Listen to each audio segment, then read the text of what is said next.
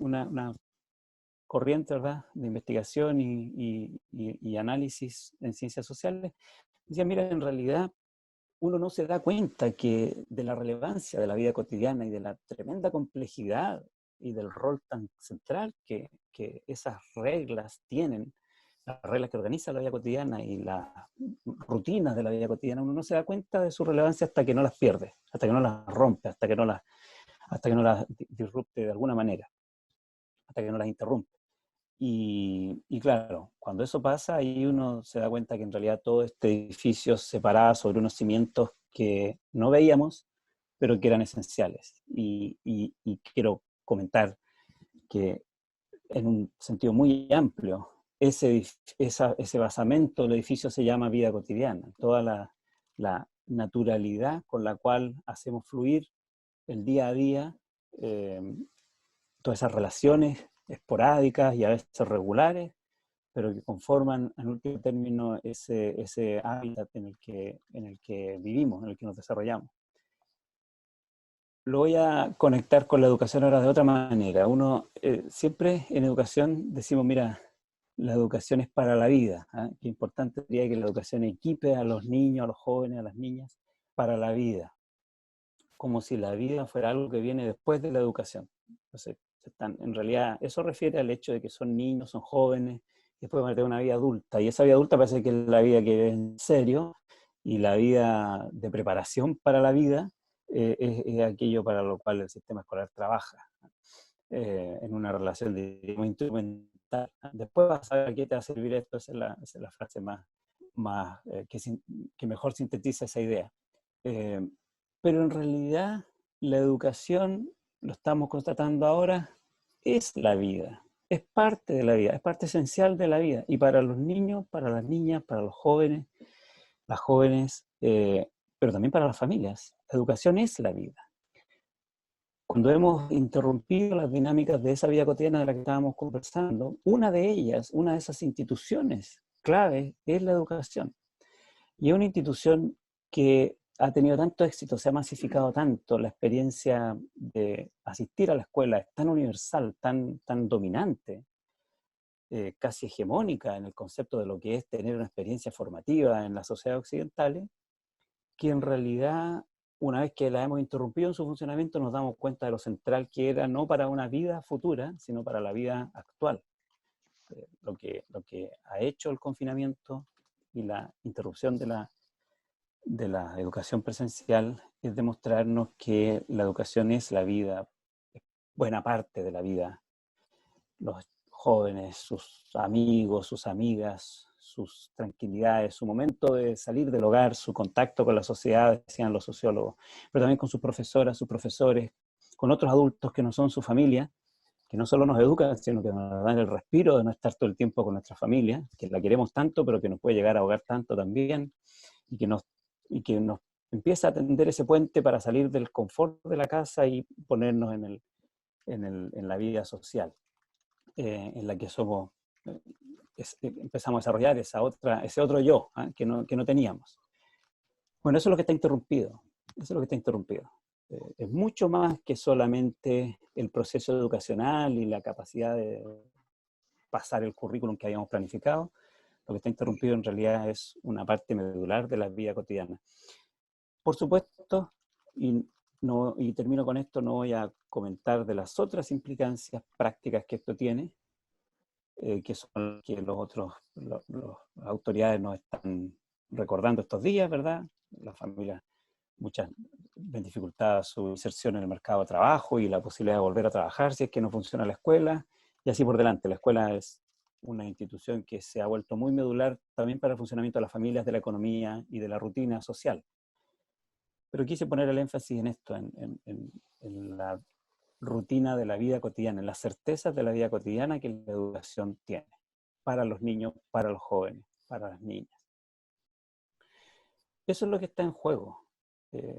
Y lo que tenemos que, creo yo, poner como prioridad en este intento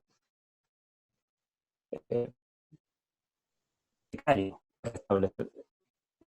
establecimiento de vínculo educacional entre la educación institucional, esa que conocíamos, y los estudiantes, las estudiantes, lo que tenemos que poner como prioridad es la capacidad que tiene de contribuir, no a un futuro imaginario, sino a un presente poco satisfactorio y muy riesgoso.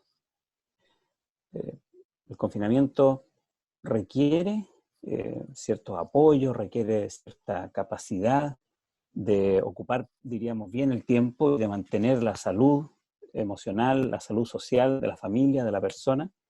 Y la educación en estos tiempos haría su mejor contribución si es que logra ponerse al servicio de esa necesidad, que después vamos a comentar es también una necesidad de largo plazo, pero en la, diríamos, interrupción de las certezas de la vida cotidiana se hace mucho más crítica. Y con esto entro a mi segundo tema. Quiero ir ahora a profundizar en este tema de la educación. Entendiendo entonces que lo que está en juego es la estabilidad socioemocional de las personas, pero también social de su, en este caso, familia, que es donde están confinados, y por lo tanto que la restitución de una cierta dinámica, de una vida sana en esta situación de confinamiento, debería ser la prioridad, el criterio rector con el que tomemos cualquier decisión educacional durante este periodo. ¿Qué quiero decir con esto? La educación institucional, antes dije, ha sido exitosa, extraordinariamente exitosa como institución, es una de las más exitosas que ha creado la modernidad. Es tan exitosa que la consideramos una obligación, incluso por sobre la voluntad de las personas, de las familias y de los niños. Y creemos que tenemos que, incluso a la fuerza, obligar a las personas a educarse y a las familias a ceder el tiempo de sus niñas y de sus niños. Bueno, no vamos a hacer una charla de eso hoy día, pero la educación es extraordinariamente exitosa como institución moderna. Algunas de las dinámicas, reglas, prácticas por las cuales la educación de moderna, los sustancitos del que estamos conversando, son de nuevo reglas que muchas veces se nos han hecho ya tan conocidas que se nos hacen obvias. Mi segunda idea es que en este contexto extraordinario que estamos viviendo, de confinamiento por una pandemia y de interrupción entonces de la vida cotidiana que incluye la dinámica de la educación formal presencial, deberíamos poner en cuestión prácticamente todas esas reglas con que la educación institucional ha resultado ser tan exitosa y que nos parece que es el modo en que se organiza la escuela. ¿En qué estoy pensando? Normales organizamos el currículum. El currículum lo organizamos con una cierta planificación, una cierta cantidad de contenido, una cierta secuencia, incluso unas ciertas prioridades. Hay jerarquías, todos las conocen. Es un terreno de disputa esa jerarquía, pero hay jerarquías, hay asignaturas que son más importantes, tienen más tiempo, tienen más preocupación, se evalúan, se monitorean, otras son menos importantes, tienen menos tiempo, menos preocupación, menos recursos, no se evalúan, a nadie le importa mucho, o no importan tanto, estoy exagerando, porque veo la hora de lo que pasa el tiempo, no empiezo a hablar, se llama caricaturas, pero vamos a tratar de mantener el rigor. Entonces, hay asignaturas que son más relevantes, otras menos relevantes, tiempos distintos destinados, hay contenidos, hay objetivos, bueno.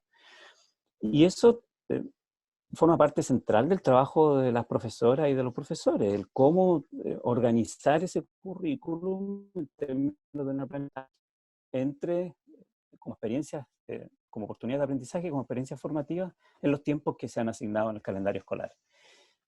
Esto es un invento extraordinario del sistema escolar. Es como funciona y es como lo hace, en el fondo es el vínculo entre las decisiones de la sociedad, los tiempos, pero tiene un conjunto impresionante de implicancias, los tiempos, la planificación, la evaluación, el ritmo con el cual las profesoras y los profesores trabajan, la organización de los estudiantes en ciclos, en grados, la evaluación por lo tanto, y la idea de que tienen que ir consecutivamente avanzando en ellos. Es ahorita completamente en entredicho. Es natural que el Ministerio de Educación, que las escuelas y los profesores tiendan en un primer momento a decir, oye, que aunque haya esta interrupción, no paremos de aprender, no paremos de enseñar, sigamos lo más parecido, tratemos de emular esta lógica, pero ahora a distancia y lo podemos hacer, tenemos internet, podemos llenarnos de contenidos y podríamos, todo aquel que no esté logrando esa dinámica y esté parando de aprender y esté desperdiciando el tiempo y entonces la cobertura curricular se esté retrasando y sus avances se estén en riesgo, debería estar nervioso, debería estar angustiado y creo que es una trampa que es mi primer ejemplo en que uno intenta replicar en un contexto en que no sirven algunas de las reglas y regularidades que quizás son exitosas para la situación normal. Otro ejemplo es la evaluación sumativa y la idea de que está vinculada con evaluar el avance de los estudiantes y eventualmente su aprobación al curso siguiente. La idea misma de cursos quizás hoy día sea nos dificulte más que nos facilite la relación con la escuela, con la familia y los niños. Después voy a decir algo sobre eso. Bueno, el tener en este momento la percepción de que el tiempo corre en tu contra y de que necesitamos poner todas las vacaciones al inicio del año, como lo hizo el Ministerio de Educación, y si es que continúa el confinamiento, podríamos también agregar no solo las 2 semanas de vacaciones que ya pasaron, podríamos sumar el 18 de septiembre y quizá algunos feriados más, y ponerlos todos juntos, porque en realidad lo que estamos esperando es que esto se acabe para que vuelva a la normalidad y entonces vamos a poder pasar el currículum para que nadie quede atrás y ahí poder promover a todo el mundo al curso siguiente. Es otro ejemplo de una lógica que quizá funciona en los tiempos normales, pero que es perniciosa, puede ser perniciosa, es mi opinión. Eh, en estos tiempos excepcionales. Al contrario, yo diría, ya deberíamos estar avisándole a las familias, a los niños, a las niñas, que nadie va a quedar repitiendo este año, que vamos a observar este año como una unidad con el año que viene, y que no es que a la vuelta de clase, de cuando se acabe este confinamiento, vamos a estar nerviosos y obsesionados por retomar la carrera. Ojalá que usted no haya perdido el ritmo, no haya parado de aprender, y si es que es necesario quedarnos ininterrumpidamente 8 meses estudiando hasta no sé qué día de enero, lo vamos a hacer con tal de pasar el currículum y que nadie quede repitiendo. Es eh, otro ejemplo de cómo una lógica quizá útil para los tiempos normales puede ser muy estresante, muy agobiante, muy inequitativa por lo demás, vamos a decir algo sobre eso, pero en general muy inapropiada para el periodo en el que estamos. Último ejemplo, las prioridades de las que hablé, justamente con el equipo de Fernando Reimer que antes mencioné, hemos hecho una investigación bastante larga, hemos publicado un par de capítulos sobre eso en un par de libros de ese proyecto, comparando los énfasis curriculares y pedagógicos de distintos países, con miras en qué medida estos países han adoptado algo de lo que se conocen como habilidades y competencias para el siglo XXI en su currículum y en sus prácticas. Observa de Chile, claramente, no es el único país, pero es claramente el hecho de que Chile tiene un sesgo hacia contenidos curriculares y objetivos de aprendizaje de énfasis académico cognitivo, de nivel básico, no de nivel avanzado, pero el punto que quiero hacer es más bien cognitivo y académico.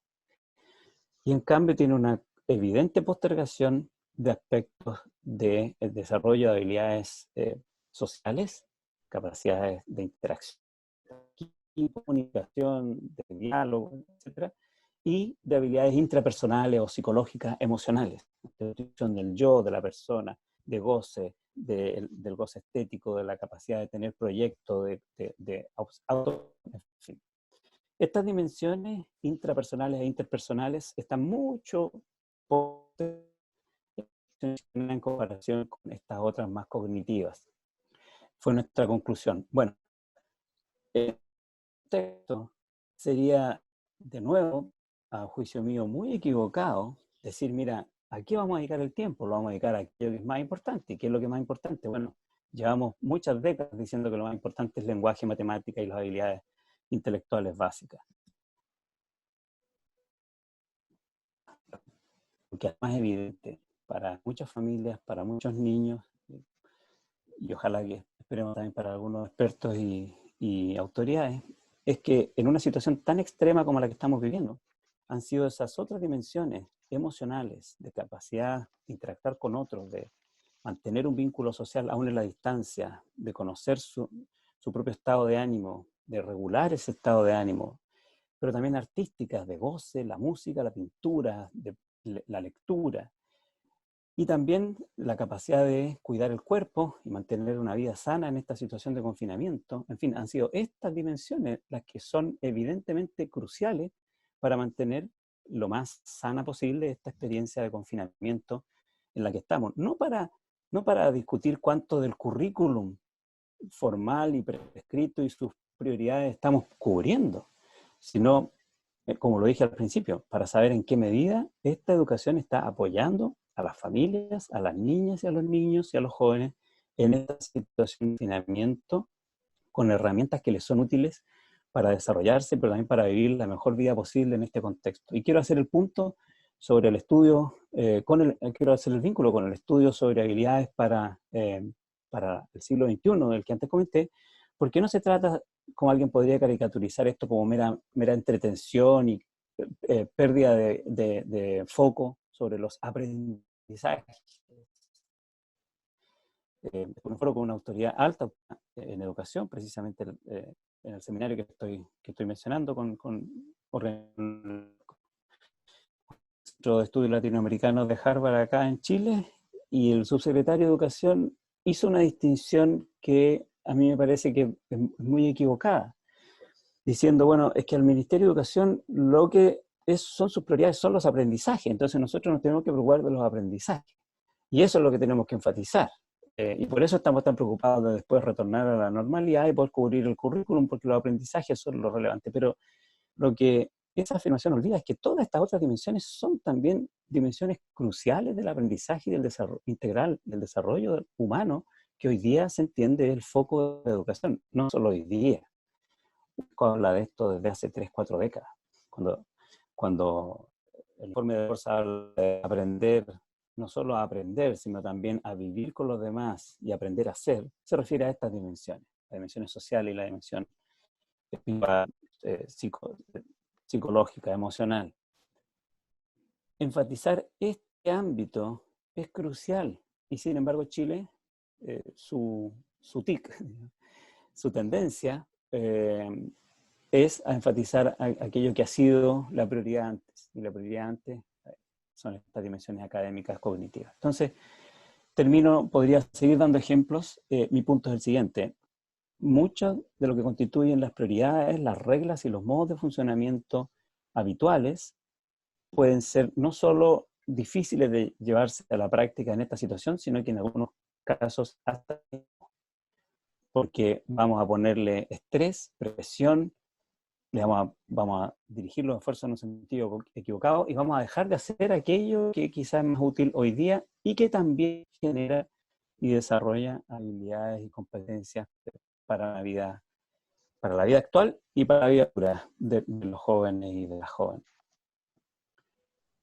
Una invitación entonces a poner en cuestión todas esas certezas y ahora con las que organizamos la educación regularmente, para que no sean una maraña que nos dificulte el poner la educación al servicio de sus estudiantes.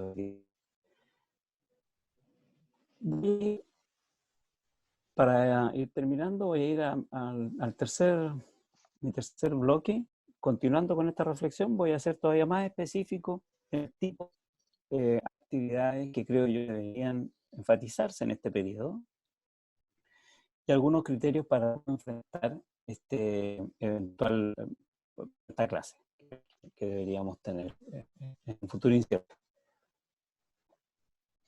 Cuando digo que hay que poner todas las certezas anteriores en cuestión, insisto, no estoy diciendo, no llego tan lejos como decir el sistema escolar quizá no sirve y deberíamos olvidarnos de que los profesores, las profesoras, las escuelas trataran de hacer algo útil en este periodo, porque no lo pueden hacer. Al contrario, creo que pueden hacer algo muy útil.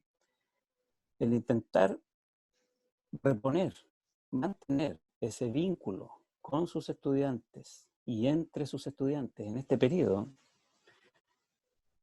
como principio genérico, intenta restituir en la situación de confinamiento es algo de esa de vida anterior perdida que para muchos estudiantes, para muchas estudiantes puede estar siendo una gran pérdida.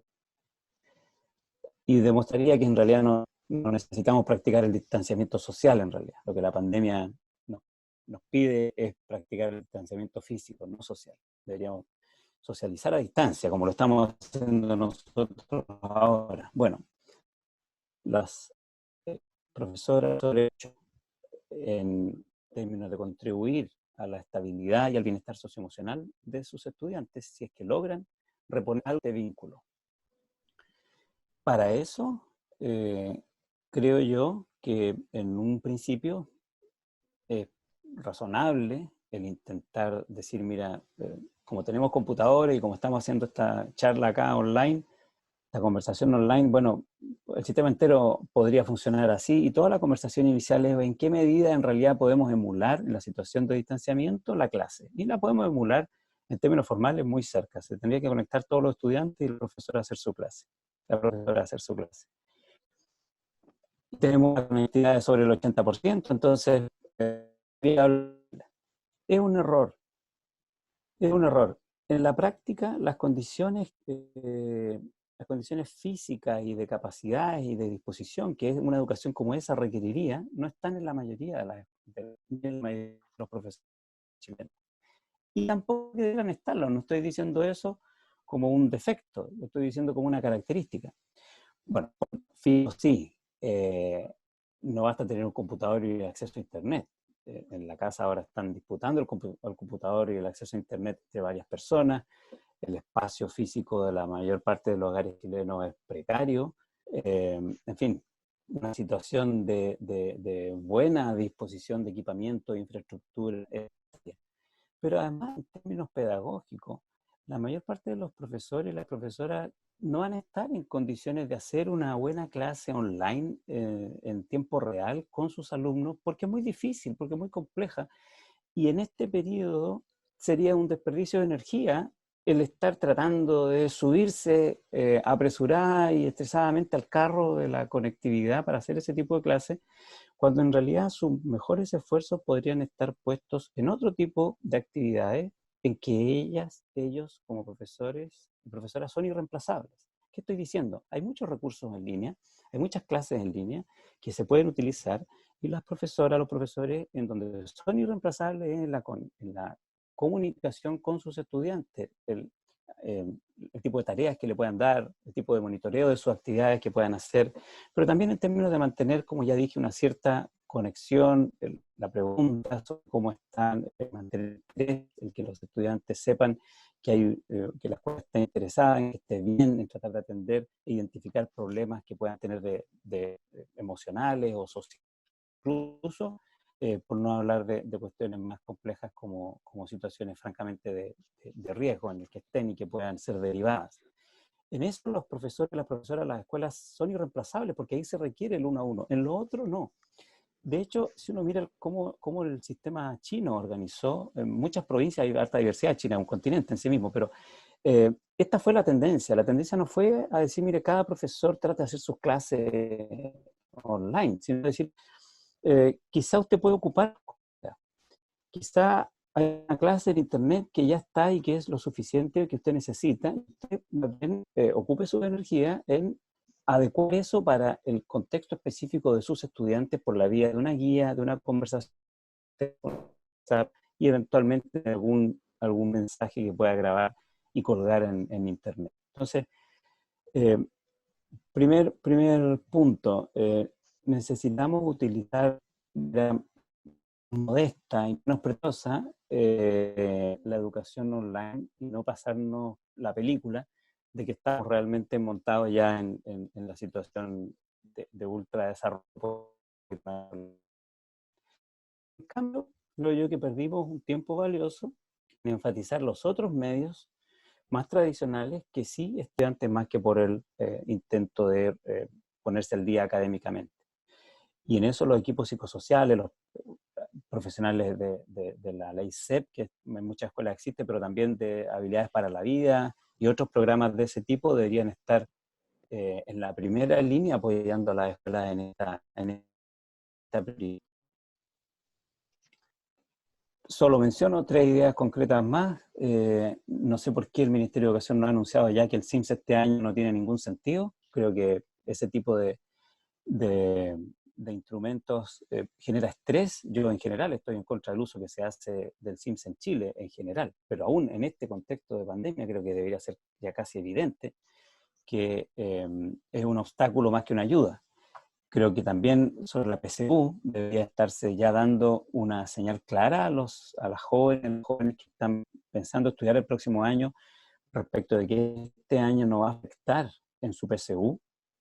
Eso implica enfatizar sobre cuáles son los contenidos. Yo eliminaría los contenidos de cuarto medio, en fin, no trabajo en eso, pero creo que el principio debería ser: demos una señal clara para desestresar a las jóvenes y los jóvenes que están preparando su PSU de que no va a hacer una diferencia la calidad de su educación durante el confinamiento en sus oportunidades de acceso a la educación superior, y eso creo que se puede hacer ya. Ya mencioné sobre la repitencia.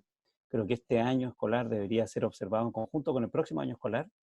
Afortunadamente Chile tiene una de las tasas de escolaridad más altas de los países de su nivel de desarrollo y de alta tasa de retención, y en términos de tiempo escolar tiene uno de los calendarios escolares más extensos del mundo, una jornada escolar muy extensa. Entonces tenemos tiempo, no hay que estar angustiado con que alguien se retrasó un mes, 2 meses en algo que tiene que tener una perspectiva más bien vital. Y en términos educacionales, yo diría que este año deberíamos considerarlo conjunto con el próximo. Por supuesto que hay un problema para los estudiantes de estos medios, pero para la mayoría de los estudiantes deberíamos recordar de que las reglas de repitencia y aprobación que rigen para un año normal, este año no van a regir, y al revés, una vez que retomemos las clases presenciales, entre comillas, ponerse al día. No sigo dando más ejemplos, pero creo que se entiende un poco el espíritu de mis sugerencias más concretas sobre qué hacer como foco de la educación en este periodo. Mantener el vínculo, y ese vínculo creo que es menos académico y más socioemocional en este periodo que otra cosa. Y termino solo con una breve nota ahora sobre la pregunta de la vuelta a clases, para no dejar el tema pendiente.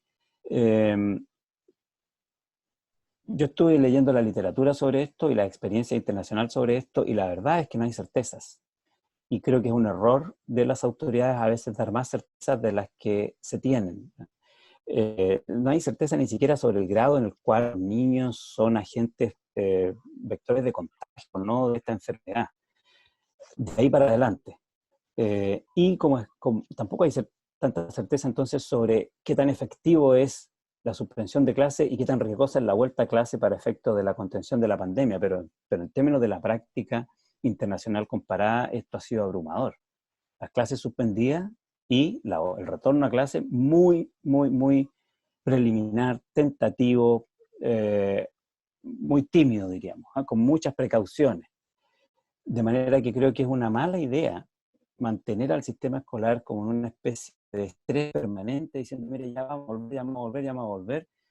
Fue un error dictar las vacaciones durante abril, como fue un error mantener a todo el mundo en la falsa idea de que el 27 de abril íbamos a volver a clase, como que ha sido un error decir que estamos prontos a volver a clase ahora ya durante mayo. Creo que las autoridades deberían, con más perspectiva, dar más horizonte y más oxígeno, por lo tanto, al sistema escolar y a las familias para que se organicen en esta situación inconfortable en la que estamos, pero que es la situación en la que probablemente vamos a seguir estando. Y además lo creo porque los criterios para la vuelta a clases, uno de ellos va a ser que es eh, provisional. En muchos lugares va a haber vuelta, pero como van a haber rebrote, va a haber de nuevo suspensión. Entonces, todo lo que hagamos para mejorar la calidad del trabajo a distancia va a ser tiempo ganado también para esas futuras suspensiones y reversiones en las que vamos a estar. Y respecto de la decisión de la vuelta a clases, creo que el criterio más importante, y con esto termino, el criterio más importante debiera ser el de la participación. La decisión, dado que las circunstancias son muy distintas, no solo respecto a la enfermedad, sino respecto también de las condiciones sociales de las escuelas, la lejanía o no de su población escolar, etcétera. No me explayo sobre eso. Son tan distintas a lo largo de Chile que esa decisión va a tener que ser tomada no solo nacional y regional, ni siquiera comunalmente, sino caso a caso. y creo yo que va a haber que abrir la libertad para que durante algún periodo las escuelas, los liceos, tomen esa decisión en conjunto con sus comunidades, y durante un periodo además vamos a tener que aceptar el hecho de que aún en lugares donde se haya decidido volver a clase, no querer enviar a sus hijos a la escuela y van a estar en su legítimo y esperar un tiempo. Entonces, para que esa decisión sea legítima y sea reconocida por las comunidades, va a ser muy importante que sea participativa y consultada. Voy a ponerlo caricaturescamente para terminar, y solo que quedan 10 segundos. Si es que una comunidad se reúne en las condiciones para volver a clase, pero no ha participado en la decisión, no se ha hecho pedagogía y no se sienten involucradas, esa comunidad puede entender menos que son los privilegiados y qué bueno que pueden ya romper confinamiento y qué bueno que los niños pueden ya volver a clases, y van a interpretarlo más como que hay alguien que está probando con nosotros, somos los conejillos de India y nos están tirando los leones primero para ver qué pasa con nosotros, y en realidad no es que nos estén priorizando, sino que nos están probando con nosotros. Si las familias interpretan de una u otra manera la decisión de volver a clase, va a depender completamente de si ellas comprenden las condiciones de ese retorno y si han participado en esa decisión. En este caso, un golpe de autoridad no va a ser suficiente para que esa decisión no solo no sea legítima, sino que además sea una elección por la familia. Pero yo creo que lo que sería nefasto que ocurriera es que profesoras, profesores, asistentes de la educación y sobre todo familias y estudiantes no quieran volver a clase en circunstancias de que se ha tomado la decisión de volver. Ese escenario, diríamos, un poco caótico del sistema escolar es lo que tenemos que evitar, y creo que la única manera de evitarlo no es recurriendo a ningún experto, porque no existe los actores, no es recurriendo a ningún golpe de autoridad, porque la autoridad no va a ser legítima respecto a ese punto, sino tomando la decisión consultada y participativamente, tomando en cuenta las condiciones de cada una de las comunidades. Eso, Mauricio, como reflexión de apertura.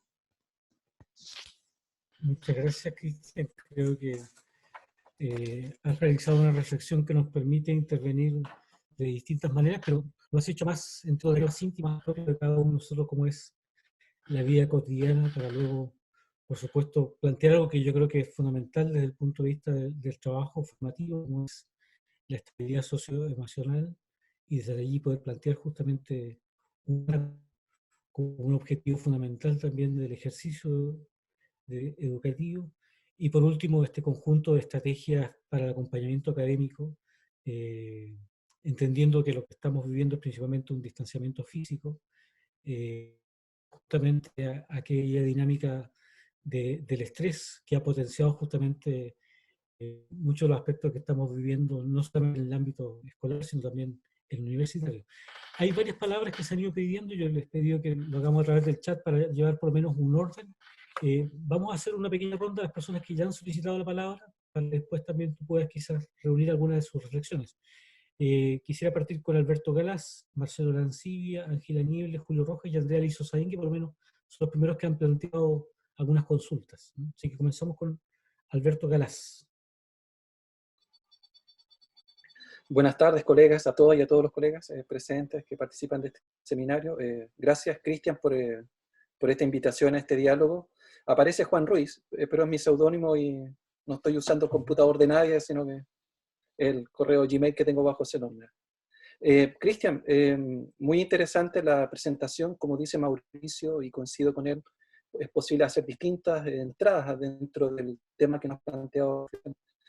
Quisiera partir con dos preguntas para luego fundamentar por qué te hago estas preguntas. En primer lugar, señalar que pareciera que continúe errores en las iniciativas y en las políticas, en las medidas que se han venido tomando en el campo de la educación, en este mapa de la educación, pareciera ser más bien la evidencia de un problema, de un tipo de diseño de política, de cómo se conciben los principios que estructuran o configuran la política educativa. En vista de aquello, ¿ves tú que hay un nexo de efectos entre lo que fue el movimiento social que cuestiona el modelo y el cómo el modelo está respondiendo a este nuevo impacto que está recibiendo por parte de la pandemia? Esa es una primera pregunta. Y la segunda, si es que tú crees que esto de abordar otras dimensiones o otras finalidades de la educación, pero sin cambiar las orientaciones, los principios, podrían generar una respuesta pertinente. Más bien, no debiéramos pensar en responder desde otro modelo, desde otro tipo de política, y no con esta iniciativa. Toda vez de que tú has señalado de que hay cierta normalidad, y aquí paso a fundamentar las preguntas, hay cierta normalidad en que funcionan las políticas, o funciona en este caso la vida cotidiana. Más tiempo, más planificación, más evaluación, más estándares para evaluar, etc. Esas son las respuestas o la cierta cotidianidad o la normalidad con que nos manejamos permanentemente en este mapa de la educación. Siciliana, me acordé de un autor que se llama Norbert Lechner, que habla precisamente de la vida cotidiana, y la vida cotidiana él la opone a lo que es la vida política pública, donde se generan las políticas, a propósito de esa concepción ambivalente de la política. No una política subjetiva de lo cotidiano, sino una política de lo público, de los expertos y técnicos en política, como el caso que tenemos hoy día. Y él hablaba de que existe cierta naturalización de la vida cotidiana, es decir, opera como configuración de una identidad. Respondemos a cierta normalidad naturalizando lo social, es decir, bajo los mismos esquemas en este mapa de planificar, es necesario planificar, plantear un objetivo, más contenido, más evaluación. El movimiento social cuestiona el estallido social hasta octubre cuestiona este modelo.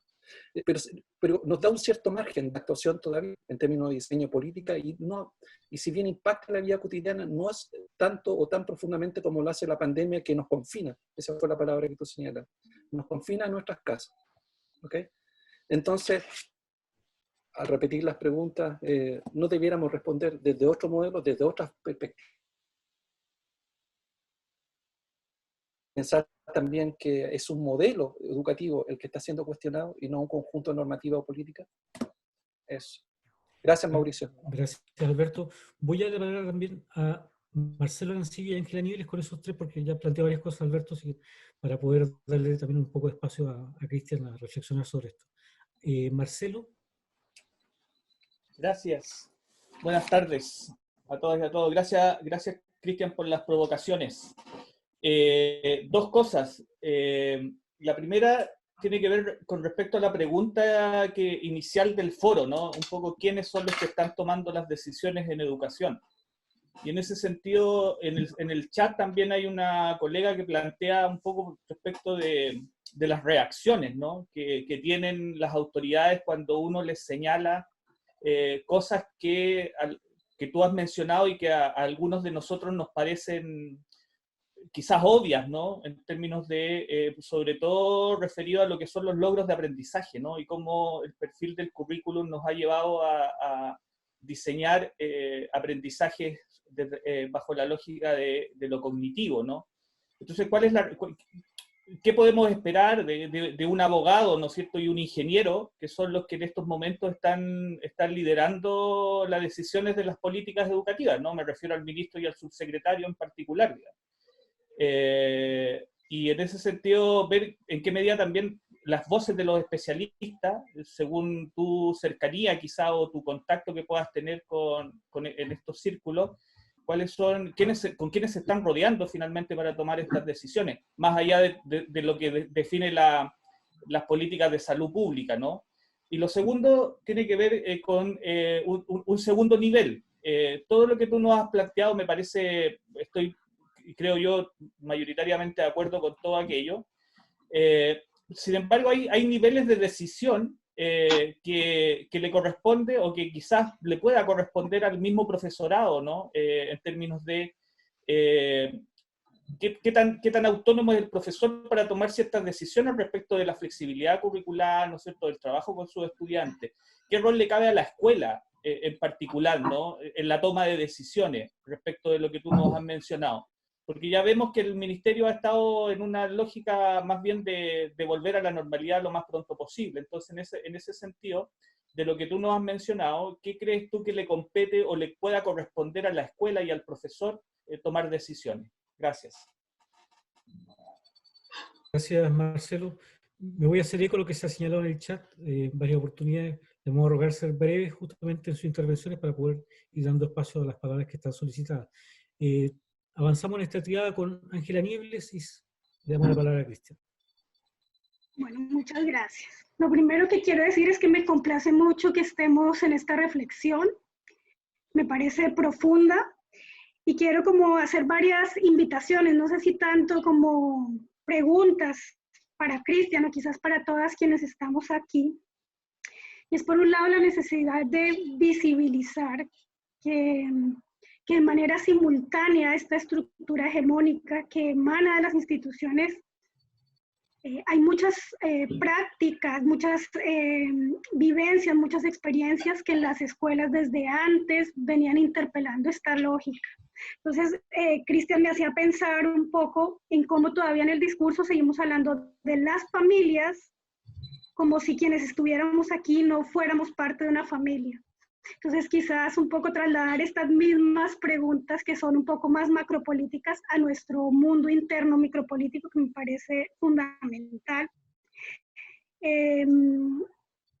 Tú nombraste algunos elementos y yo me quiero quedar con la resignificación del tiempo cronos y más bien colocarlo en una dimensión del tiempo kairos, que es algo que socialmente no hacemos. Volver a darle un lugar al gozo y a la lúdica, a la epifanía del encuentro y a la afectividad. También diciendo que desde paradigmas que acercan la educación al sistema de la vida, desde el punto de vista biológico y social, quizás encontremos algunas pistas. Me parece que es un tiempo en que todas y todos debemos pensarnos estas nuevas rutas y alimentarnos, como digo, por ejemplo, de la educación biocéntrica, de las pedagogías de la madre tierra, de poder corporizar esta historia. Yo creo que el estrés ha estado siempre, creo que la ansiedad ha estado siempre, pero nunca la habíamos visibilizado. Creo que es un momento precioso para tejer entre todos paradigmas que abracen la vida, donde se atesore, digamos, no solo lo novedoso, sino una recuperación de lo que ya venimos haciendo. Y quizás la única pregunta como tal, que es pues para ti, Cristian, a propósito de lo que nos has venido comentando, es si es que tú no consideras que es necesario también empezar a hacerle preguntas a este episteme de la fragmentación, ¿no? Porque hablamos de la escuela como si los humanos que están allí en ciertas edades no compartieran algunas características con quienes están en la universidad o con quienes son profesores, y sin ser esencialistas, ¿cierto? Ni lineales, también abordar unas reflexiones un poco más integrativas. Eso por ahora. Espero no haberme extendido mucho. Gracias, Ángela, muy amable. Cristian, tienes la palabra. Perdón, Mauricio, ¿vamos a hacer después otra ronda? Sí, efectivamente vamos a hacer el ronda porque como ya se han planteado los temas, para ir súper. redondeando, vamos Ya. haciendo. Bueno, voy porque más que contestar son reflexiones, igual hay un par de preguntas. Súper, así que voy a ser breve para que estaba mirando el chat y hay más personas que quieren también comentar, así que gracias a Alberto, Marcelo y Ángela. Alberto, yo creo que necesitamos más tiempo, yo necesito más tiempo para reflexionar, perdón, Juan Ruiz, necesito más tiempo para reflexionar sobre qué características de ese sistema escolar de mercado, descentralizado, atomizado, en fin, que tenemos, nos penan ahora. O sea, en otras palabras, no me quiero aprovechar del hecho de que hay una pandemia y una situación de confinamiento para decir, bueno, esto demuestra que el sistema escolar de mercado es un fracaso, que en realidad el mundo entero está con todos sus sistemas escolares cuestionados, dado lo difícil de la situación. La situación es muy excepcional como para eso, pero sin duda la capacidad de respuesta de los sistemas educacionales y la manera en que respondan va a depender mucho de las capacidades institucionales que tengan y profesionales que tengan, y de cómo se vinculan con sus comunidades.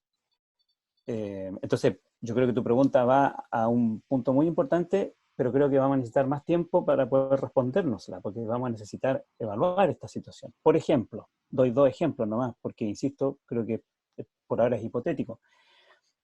Es muy distinto un sistema escolar que tiene cierta capacidad de comando, que está muy estructurado, que está basado en la educación pública y que es capaz, por tanto, de organizarse, orientarse, tomar decisiones y reacomodarse en una situación de emergencia como esta, que un sistema escolar como el nuestro, que es muy desarticulado, que tiene un acoplamiento muy débil entre los niveles y las instituciones, y que yo he llamado atomizado y caótico en realidad, anárquico a ratos.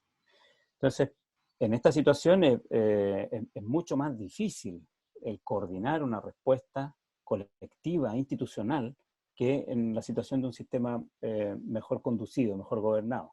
Eso sería un contraste, pero tendríamos que verlo después empíricamente para saber si es que eso se expresó en el caso chileno. Yo tiendo a pensar que en el caso chileno eso nos va a penar, ¿no? Eso nos pena, el no tener esas capacidades institucionalizadas, producto de nuestra desarticulación del sistema. Por eso estaba muy preocupado de saber qué es lo que ha estado haciendo el sistema de educación pública, por ejemplo, en el nuevo sistema de educación pública, a ver si es que sus respuestas, su capacidad de respuesta en los territorios en los que ya ha habido desmunicipalización, ha sido superior o no a la donde hay municipalización y superior o no a donde hay extrema privatización. Sería una pregunta a respondernos.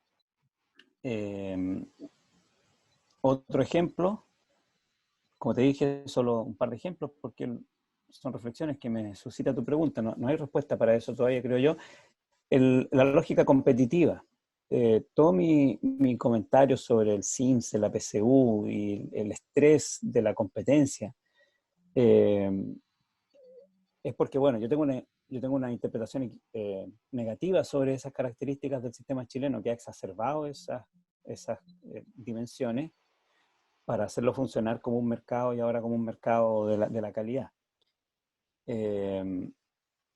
Y yo creo que intentar replicar esa lógica y que alguien se sienta amenazado, alguien, digo, como institución o como familia o como estudiante o como profesor o profesora, porque en este contexto puede que se tropiece más que otro, ¿ah? Entonces no tengo el computador, no tengo la banda ancha, no tengo la capacidad de mantenerme al día, entonces quizás otros me van a estar pasando por delante en esta situación de confinamiento. Se produjo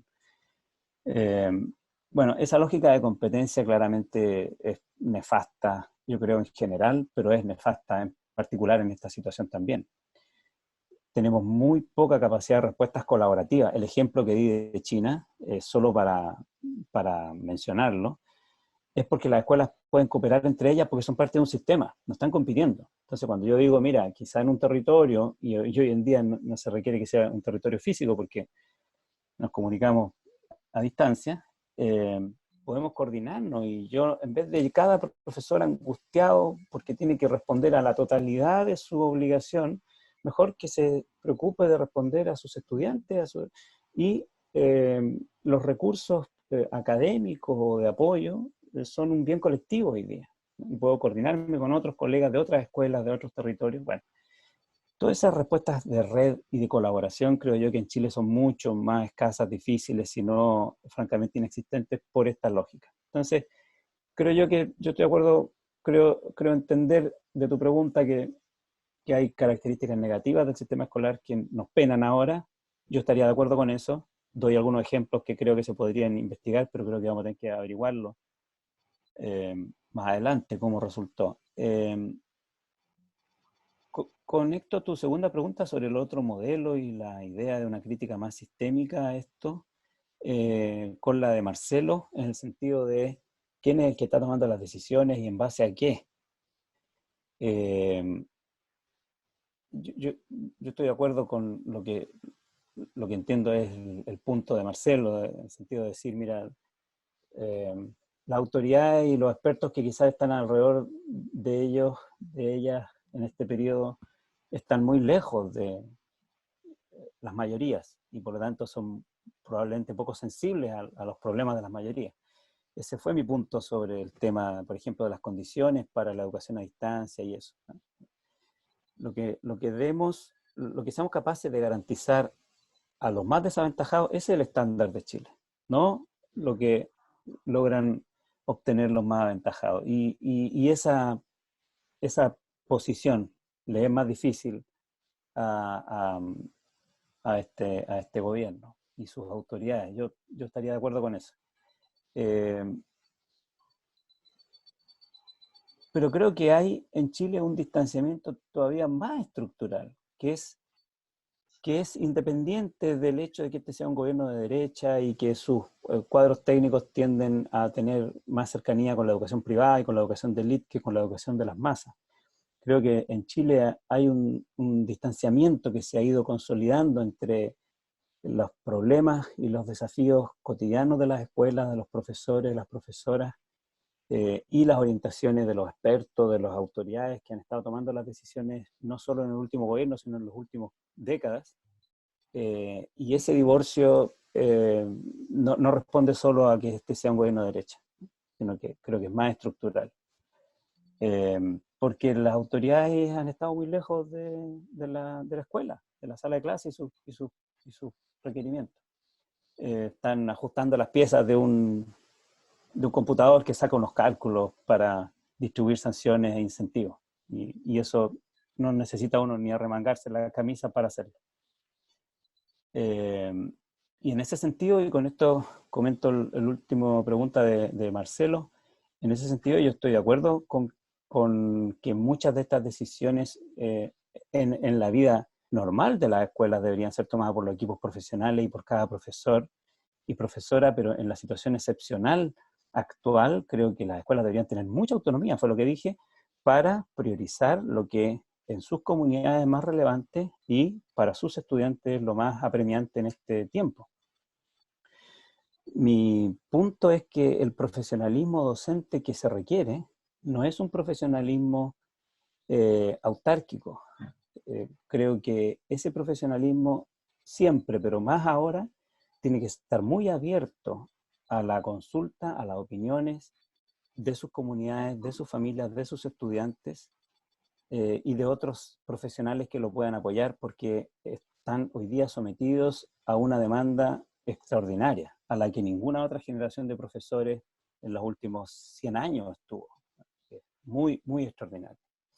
Entonces, mi punto sobre la colaboración, la participación, la consulta, la escucha, no es para quitarle profesionalismo a los profesores, sino para entender su profesionalismo como yo lo entiendo hoy día, que es un profesionalismo no del experto que unilateralmente dictamina, sino del experto que escucha y que es capaz de ajustar su propuesta a las condiciones particulares de su contexto.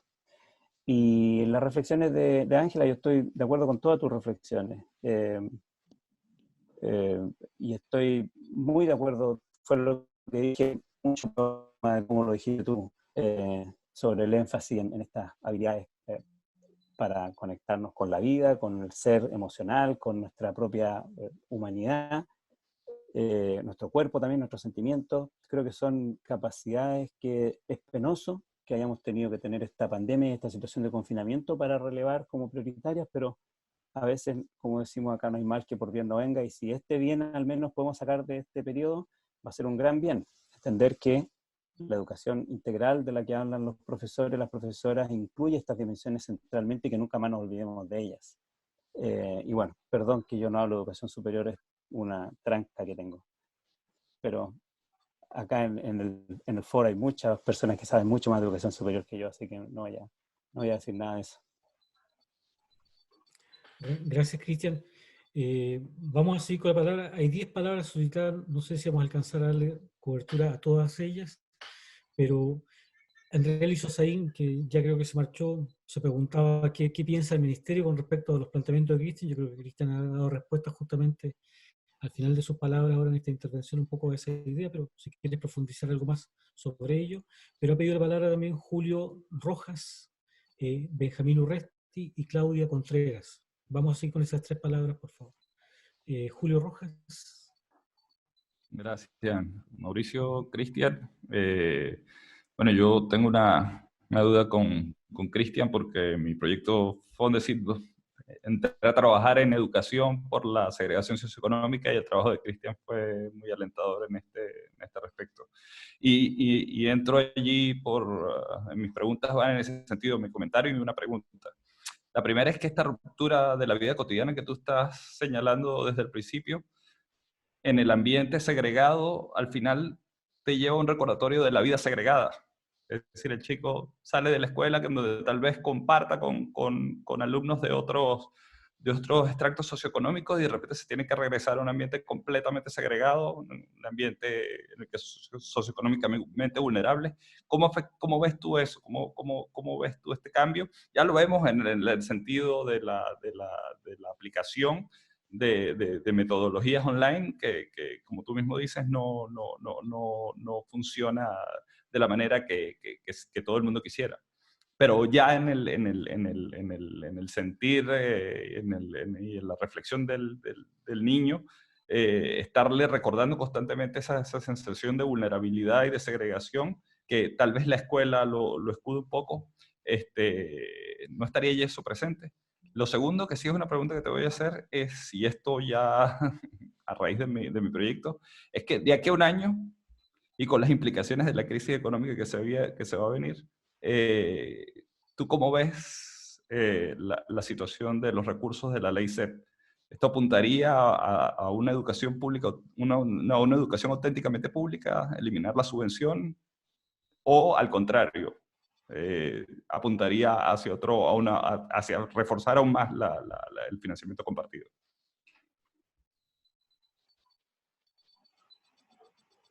Gracias, Julio.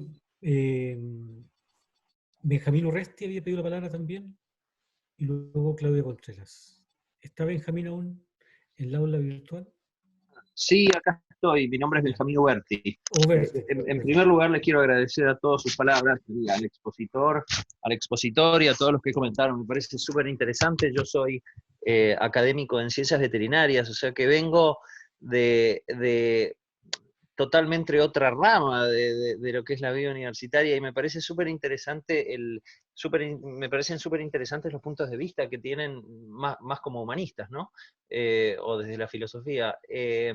Yo lo que quería un poco reflexionar y estando de acuerdo con el concepto de la incertidumbre y lo peligrosa que dijo Cristian, si lo vemos desde un punto científico, lamentablemente la realidad es mucho más autoritaria, con todo lo malo que eso conlleva, pero hay un proceso de causa-efecto y de riesgo de contagio, de riesgo pandémico, de riesgo de muerte, de todo lo cual los más calificados para evaluar las peores consecuencias que todo esto tiene son los epidemiólogos, cosa que yo no soy, yo soy clínico, nada que ver.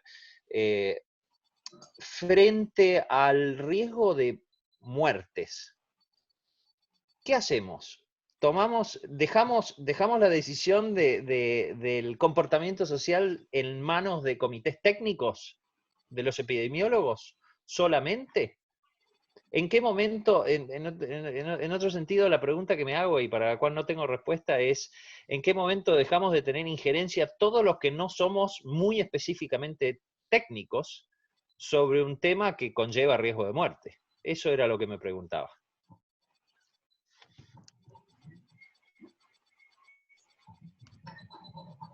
Gracias, Benjamín. ¿Y Claudia Contreras? Gracias, Mauricio. Gracias a todas y todos, y especialmente a Cristian. A mí me quiero compartir una preocupación, y desde aquí preguntarle a Cristian, que decía que más allá de que estemos en un gobierno de derecha, parece que últimamente nos gobiernan harta sordera.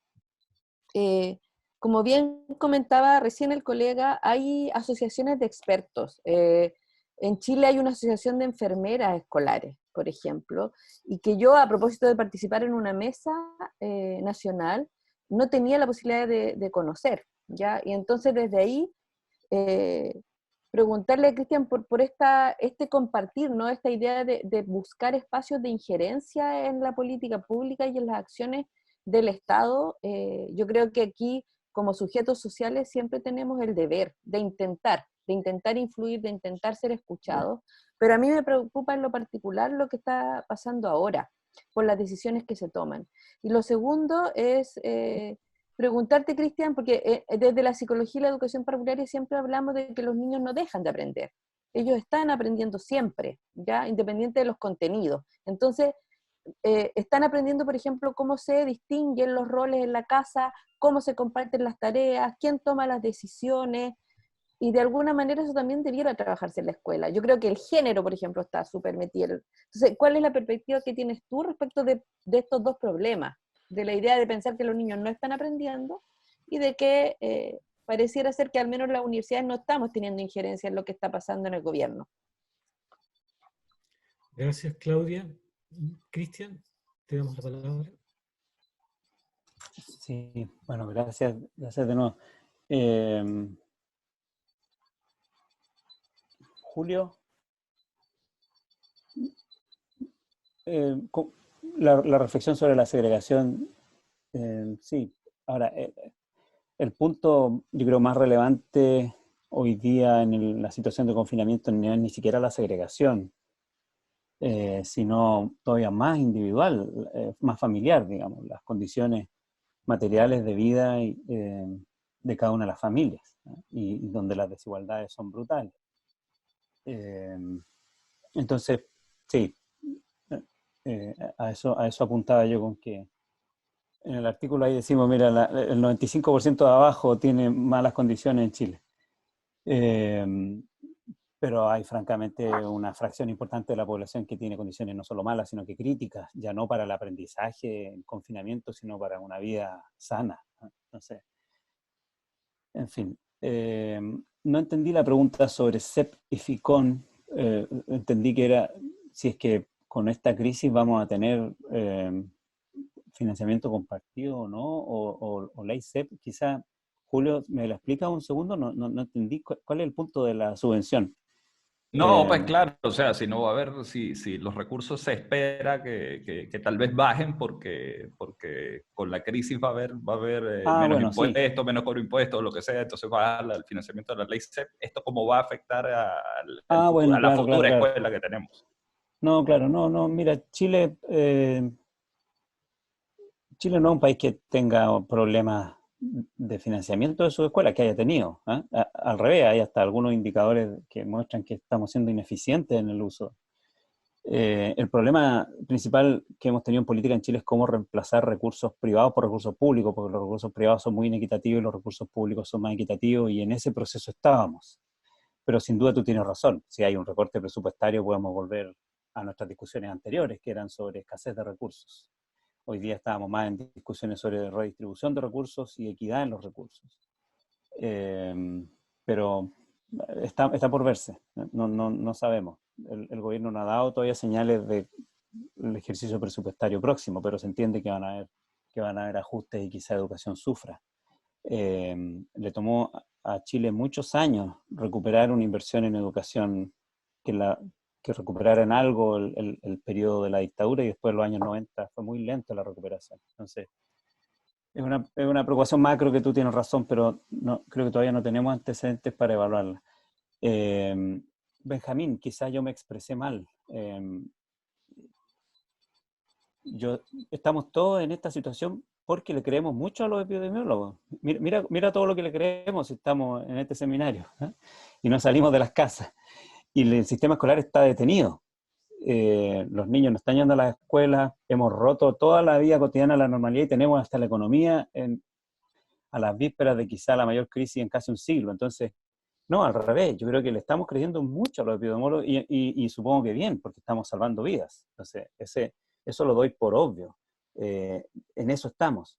La pregunta, el énfasis participativo del que yo hablaba no era para decidir si es que suspendemos las clases o no, sino que ante el escenario de volver a clases, lo primero que obviamente debiera ocurrir es que los expertos epidemiólogos que nos aconsejaron quedarnos en las casas y suspender las clases, digan, mira, en términos epidemiológicos quizá ya haciendo esto y esto otro podemos manejar ese riesgo a un nivel aceptable y entonces podrían estar las condiciones para ir volviendo a clases.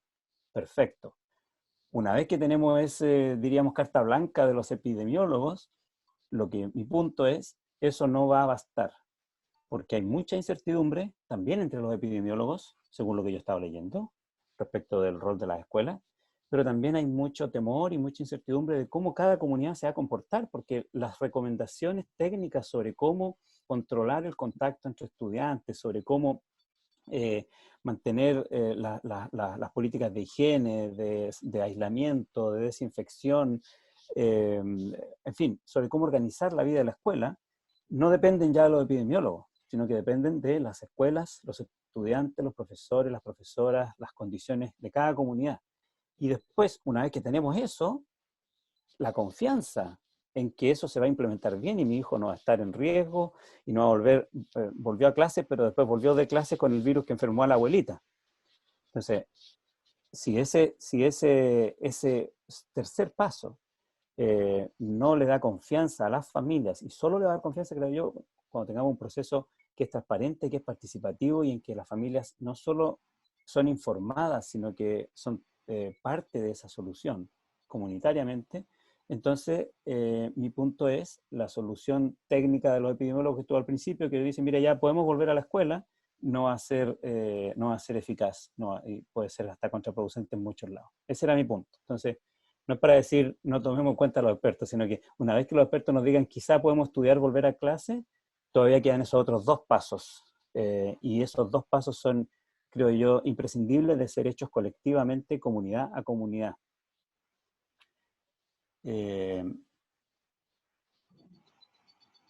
Imagínate que la máxima autoridad, con esto termino sobre ese punto, la máxima autoridad de salud del país, o sea, quien nos está liderando en este proceso, hace pocos días dijo que había sido el más grave error, un tremendo error haber suspendido las clases.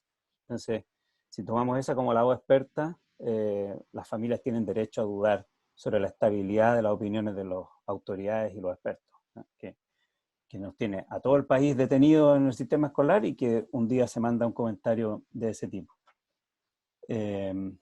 Claudia, yo estoy de acuerdo con que los niños nunca dejan de aprender. Todo mi comentario es sobre el modo en el que organizamos institucionalmente ese aprendizaje. Entonces, la pregunta es, en el contexto del confinamiento, ¿cómo podemos apoyar a las familias? Aprovechen de esa vida cotidiana y de esos espacios de aprendizaje más organizados que puedan tener en sus casas, aprovechen para, como tú misma lo dijiste, para sacar partido de estas oportunidades. Uno no aprende sino sobre lo que le interesa y está sensible. Bueno, es momento de aprender sobre virus, pero también es momento de aprender sobre la globalización. ¿Por qué hoy día es tan rápida la propagación de los virus? ¿Por qué estamos todos en lo mismo? Se me ocurren ejemplos sobre ciencias sociales porque en mi campo, sobre ciencias naturales habrá muchos también, preguntas que los niños tengan, pero sobre ciencias sociales también. ¿Qué es esto de la solidaridad? ¿Qué es la civilidad? ¿Por qué estamos haciendo, cómo opera la solidaridad intergeneracional? ¿Por qué hacemos todo esto por las personas más frágiles y mayores? Pero también sobre las cuestiones que Ángela estaba mencionando. Cómo observarse a sí mismo, cómo observar a los demás, cómo aprender sobre las relaciones sociales y la ética y la solidaridad en ese contexto, pero también sobre sus propias emociones y cómo contenerlas y cómo aprender a relajarse. En fin, son aprendizajes muy profundos y que nunca quizá vamos a tener un contexto tan apremiante como para hacerlos como este desafortunado momento. Gracias, Cristian. Interesante reflexión. Miren, tenemos muchas palabras solicitadas. Está Miguel, Carolina, Ezequiel, Joy, Mariela, Loreto, Libuy, Ale Barraza, en ese orden. Así que vamos en este espíritu hegeliano que me ha conducido por el momento a una nueva triada. Miguel, me parece que se había retirado, se nos despidió. ¿Está Miguel todavía? A la 1, Miguel, a las 2, al agua, Miguel. Entonces le damos la palabra a Carolina Ábalos. Hola a todos y a todas. La verdad es que yo agradezco esta instancia, sobre todo porque creo que no es solo lo que debemos hacer, sino que es lo único que podemos hacer, es como por ahora, reflexionar en conjunto, en colectivo. Y de ahí como mi reflexión respecto a lo que tú indicaste al principio, Cristian, que tiene que ver con la suspensión de lo cotidiano. Allí yo creo que la educación o aquellas certezas que tú mencionabas respecto a cómo se estructura la educación, quedan expuestas su debilidad. Las certezas hoy día que quedan debilitadas por este futuro incierto es precisamente que no hay una posibilidad de ordenar el tiempo de la educación. O sea, hoy día no tenemos futuro. Es decir, no sabemos lo que va a pasar. A eso quiero decir, no quiero ser como pesimista ni nada, sino que no sabemos lo que va a pasar. Y esto me remite a un fenómeno que los profes a los profes de liceo tenemos, o los profes en general también de universidad, que es en el fondo, nosotros planificamos nuestra clase, pero sabemos que hay mucho de esa planificación que no la vamos a poder hacer, o que hay mucho de la clase que es, entre comillas, improvisación, o realmente, como hay un concepto en filosofía que se llama el acontecimiento, aquello que no podemos anticipar. Y creo que justamente hoy día estamos en el momento de lo que acontece, de ese acontecimiento. Es decir, aquello que no podemos anticipar, que nadie anticipó, y que nos pone de cabeza a pensar en lo que viene, ni siquiera en un futuro, porque esas certezas que tú mencionaste, que tienen que ver con el currículum, que tienen que ver con los objetivos, con lo academicista que es, por ejemplo, la educación en Chile, con toda esta planificación del tiempo educativo, hoy día no lo tenemos. Hoy día solo tenemos, y aquí me remito a lo que decía Giannini, que es un filósofo chileno, y respecto a lo que tú mismo nos decías, a la importancia de lo cotidiano. Es decir, lo cotidiano precisamente tiene que ver con la rutina, pero aparece ahí lo cotidiano en el orden público, un encuentro con el otro. Ahí aparece lo cotidiano como un encuentro en el lugar público y un encuentro con un otro que es igual y diferente a mí a la vez. Y yo creo que hoy día lo que muestra la educación en Chile es que no es pública. Nunca hay encuentro con el otro. Nunca la cotidianidad, creo yo, se encuentra en ese encuentro que el mismo Giannini habla, que es un encuentro ético y político en un lugar público. Entonces hoy día, a pesar de que nos podamos encontrar, y ese yo creo que es otro tema también, entre comillas humanamente, a través de unas máquinas, ¿cierto?, de una imagen, la educación no nos da ese espacio público. Está fuera. Están fuera esos encuentros de lo cotidiano. Los profesores están fuera organizándose, los profesores están por otra parte o con otras formas organizándose entre ellos o con los mismos profesores, con los estudiantes, con los apoderados, entre los gremios. El colegio de profesores está haciendo cosas, es decir, la institucionalidad entendida de una manera general, está mostrando su fisura y está mostrando su debilidad. Hoy día es absolutamente insuficiente y hoy día lo muestra porque quedamos en un vacío, no sabemos dónde encontrarnos. Y esto, solo con esto termino mi reflexión. Creo que un enfoque de género o desde una perspectiva de la filosofía feminista, creo que hay un buen acercamiento a esto de lo que está resistiendo hoy día la educación. Y me remito a lo que decía mi colega, Claudia Contreras, que los niños y las niñas sigan aprendiendo, tiene una impronta de una epistemología feminista. Es decir, es aprender por herencia, es aprender, entre comillas, natural, esos aprendizajes informales, el llamado a a la colectividad, al aprendizaje colaborativo, al aprendizaje sin jerarquía, a un aprendizaje absolutamente democrático, creo que hoy día es lo que habría que buscar, es lo que habría que indagar, o por allí deberíamos indagar y ir pensando lo que viene.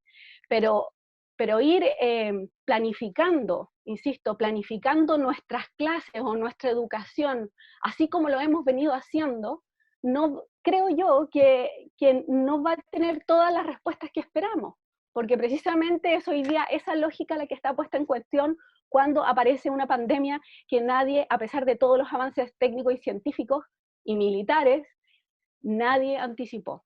Entonces yo creo que las lógicas educativas actuales e históricas, digamos, no responden a lo que hoy día pasa. Yo creo que tiene que ver con un encuentro que es mucho más humano, filosófico, democrático y público. Y por lo demás, y con lo último que cierro, lo que ha mostrado también hoy día esta pandemia es lo político que tiene el currículum. O sea, si no hay una disputa política respecto del currículum, malamente vamos a poder hacer cambios de una política educativa importantes, creo yo. O sea, ahí el currículum es un terreno de disputa que las y los profesores tenemos que estar pensando para poder hacer cambios, por supuesto, institucionales. Eso, muchas gracias por la palabra. Gracias, Carolina.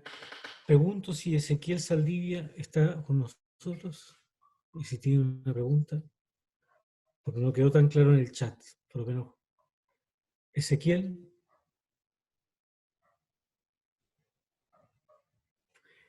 Entonces sigo con Joy, que es educadora de párvulos. Joy. Tienes que encender el micrófono, Joy.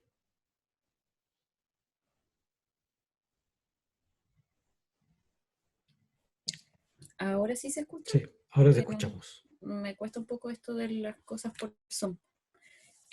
No, lo que yo quería hacer era una reflexión, porque siempre que comparto con colegas que son de básica, de media o de otro nivel, que no es la educación preescolar, yo en este momento trabajo con un medio menor, niños de 2 a 3 años, y me preocupa el tema del vínculo. Yo estaba ingresando a clase con los niños, y ellos, imagínate, 2 años, recién estábamos estableciendo un vínculo, empezando a conocernos con la mayoría, los que no venían ya de esa laguna, y esto que está pasando ahora, o sea, es a la vuelta, cuando volvamos, va a ser comenzar todo de cero.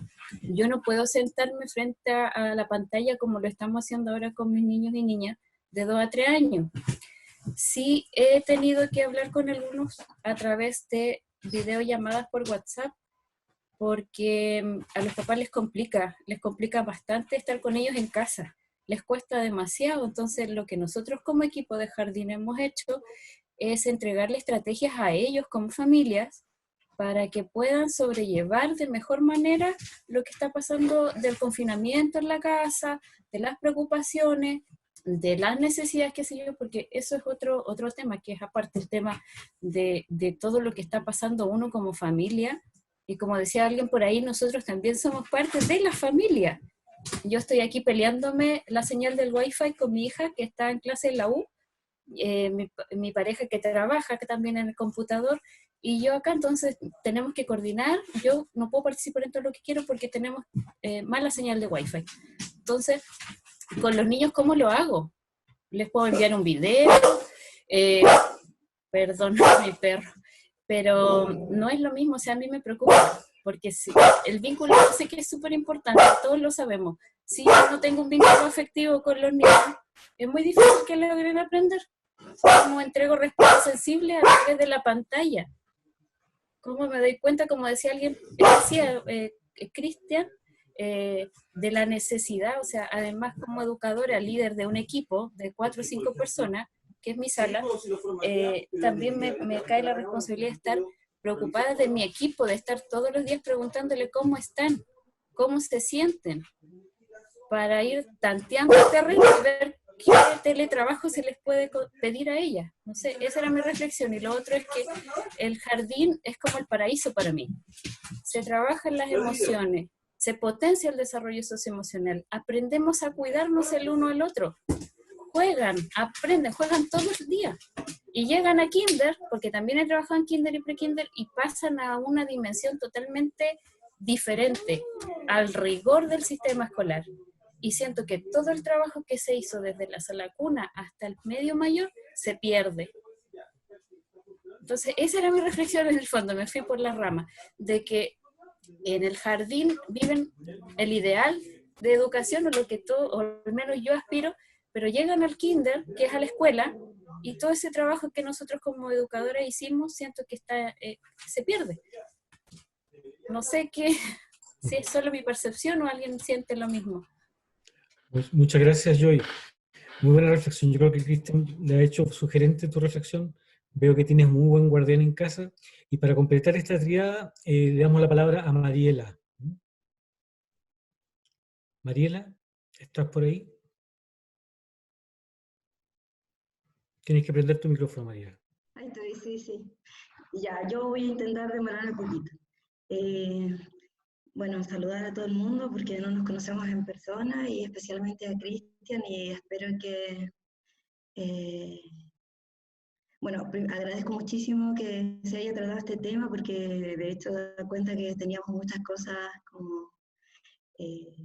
muchas reflexiones súper importantes respecto de lo que está pasando y de la experiencia que estamos experimentando, que finalmente es un desafío enorme, y me imagino que para la gente que tenga menos habilidades en las cosas informáticas será más complicado todavía, y en fin, y tiene que ver con los recursos y con un montón de cosas. Y nosotros estamos viviendo eso. Y me parece genial que la descripción que ha hecho Cristian, porque es como el punto de partida, es como es la imagen del sistema educativo en este momento y de lo que, desde donde a lo mejor está dibujado el escenario.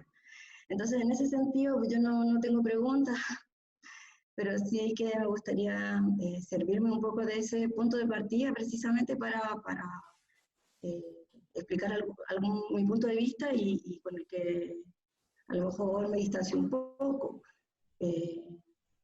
Y en ese sentido, decía que es el punto de partida porque afirma la importancia de la vida cotidiana, porque en el fondo la vida cotidiana es la vida, o sea, somos eso. Y luego porque esta situación de la vida cotidiana y de los desafíos que presenta en el trabajo diario, que estoy muy de acuerdo con lo que han dicho evidentemente muchas personas, entonces estoy intentando no repetir. En mi caso, si sirve como experiencia concreta, lo que a mí me preocupa, aparte de muchas cosas, me preocupa es si las estudiantes pasaron un buen fin de semana porque no había problemas para comprar el almuerzo, porque hay muchísimo desempleo. Me preocupa si tienen electricidad, si duermen bien, si no están agobiadas porque a lo mejor la tensión económica tan fuerte que hay les está repercutiendo en su salud mental. Eso es la vida cotidiana mía como docente.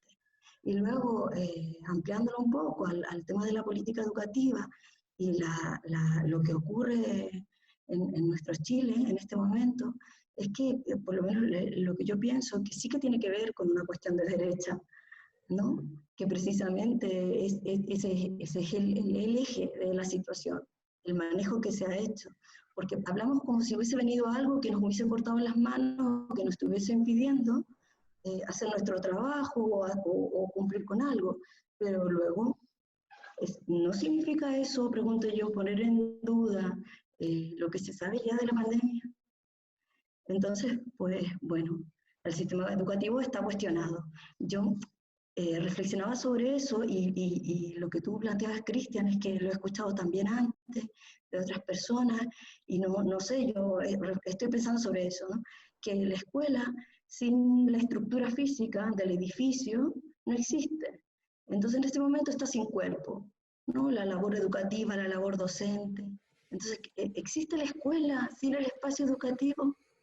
No tengo yo respuesta para eso, pero es súper interesante, ¿no? Que hasta qué punto estamos realmente, ¿qué estamos haciendo, ¿no? En este momento. y qué está pasando.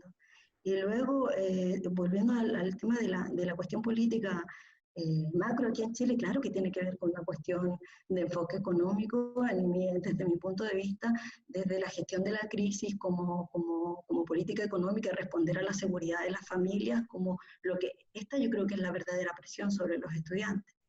Y luego el proceso de desmunicipalización, que es irregular, pero bueno, yo creo que también es una señal, un síntoma de la necesidad que había en Chile de cambiar y de deshacer un poco el desastre del gobierno de extrema derecha, de la dictadura.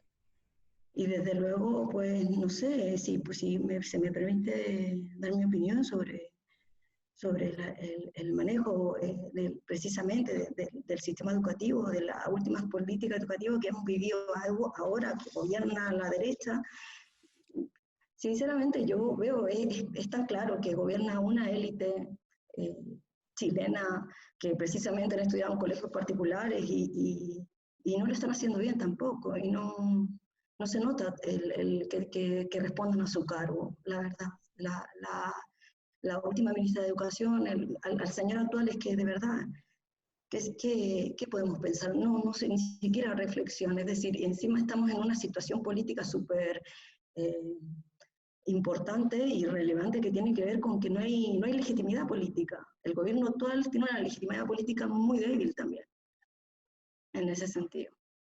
Entonces, pues, bien. Eso es. Gracias, Mariela, muy amable. Cristian, por favor, sí, podemos atender algunas de las inquietudes que han sido planteadas. Sí, estamos terminando. Yo quiero agradecer las reflexiones, quiero agradecer los comentarios. La última ronda fue más de reflexiones que de preguntas, como las mismas personas dijeron. Yo solo quisiera cerrar con una reflexión sobre ese punto, una reflexión sobre las reflexiones.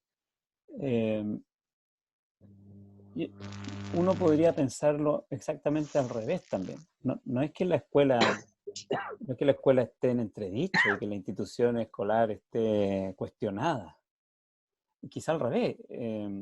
Este rompimiento de la vida cotidiana que nos privó de la escuela y que está privando de la escuela a millones de niñas y niños en el mundo, lo que ha hecho es lo contrario, es revalorar el tremendo aporte, rol y la centralidad en la vida que para todas ellas y ellos tienen la escuela. Entonces, yo reivindico el valor de la escuela como un espacio, como un derecho, como un espacio de oportunidades de desarrollo de los niños, de las niñas,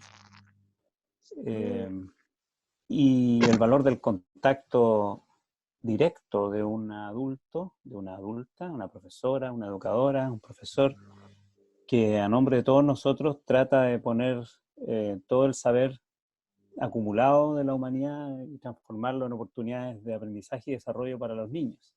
Eso es lo que hoy día está dificultado de hacerse. Por eso es que es tan difícil que el modo en el que la educación se despliega, que es un modo directo, con los niños y las niñas como grupo, jugando, aprendiendo, y un adulto, una persona a cargo tratando de transformar, de ofrecer oportunidades de aprendizaje significativas, no lo puede hacer directamente.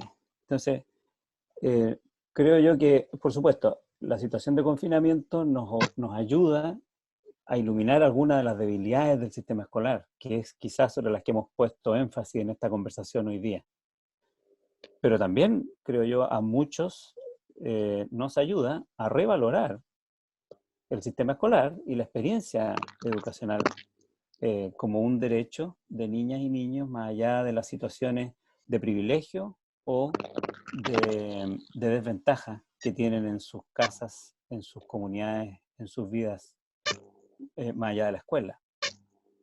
El punto está en que muchas de las reglas y de las formas que usamos para esa institución hoy día no pueden funcionar y pueden ser una maraña que nos dificulta más que nos ayuda.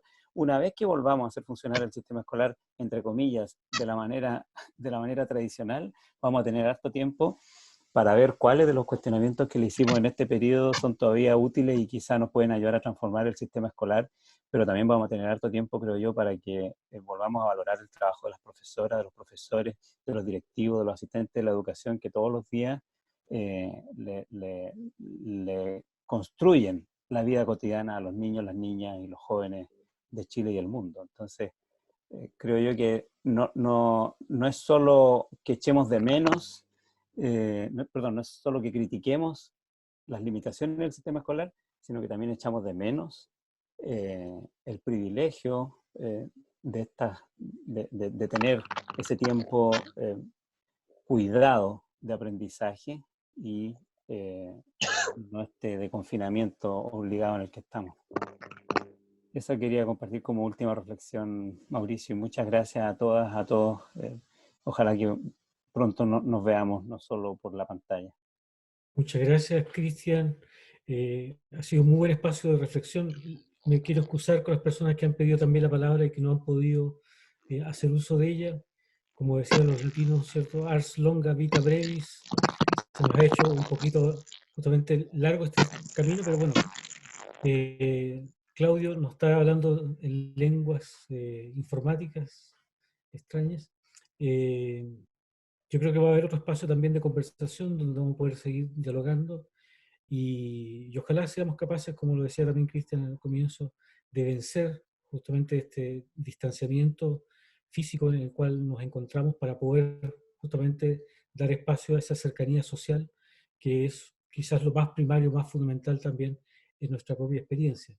Ya el viejo Aristóteles decía al comienzo de la política que somos un animal social, que somos un ser justamente que se reúne en comunidad y de esa comunidad justamente hace un ejercicio creativo, propositivo y que al mismo tiempo sirve para proyectar la humanidad. Así que les agradecemos su compañía, su participación y los esperamos también en una próxima oportunidad. Muchas gracias, Cristian. Un abrazo a todas y a todos.